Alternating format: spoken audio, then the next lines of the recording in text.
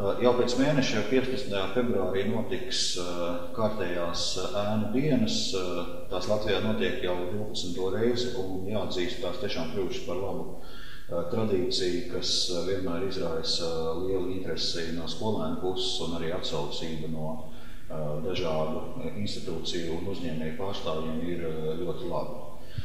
Arī šoreiz no savas puses gribu tikai aicināt gan valsts pārvaldes iestādes, gan pašvaldības, gan uzņēmējus būt atsaucīgiem, pieņemt ēnas pie sevīm savās darba vietās, jo lielā mērā tas palīdz arī jauniešiem praktiski izvērtēt to iespējamo profesiju vai studiju virzienu, kur jaunieši vēl tikai domā izvēlēties un praksē redzēt, kā daudzas lietas notiek. Ne jau vēl ir teiciens, ka labāk ir vienreiz redzēt nekā 100 reizes dzirdēt.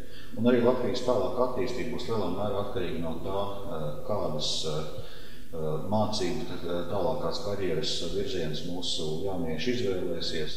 Jā, tad no savas puses vēlreiz aicinu visus valsts pārvaldes darbiniekus, pašvaldību darbiniekus, uzņēmējus būt aktīvi piedāvāt šīs ēnošanas iespējas un arī skolēniem šīs iespējas izmantot, jo, manuprāt, tā tiešām ir laba iespēja iepazīties ar to potenciālo profesiju vai darbības vai mācību virzienu, kuru skolēns varbūt tikai domā izvēlēties, praksē to iepazīt. Un paldies arī Junior Achievement par to darbu, kas tiek ieguldīts katru gadu šādas ēnu dienas rīkojot. Un vēlreiz aicinu gan valsts pārvaldi, gan uzņēmējus būt aktīviem, piedāvāt šo ēnošanas iespējas un skolēniem, protams, aktīvi pieteikties un pilnā mērā šo iespēju izmantot. Paldies!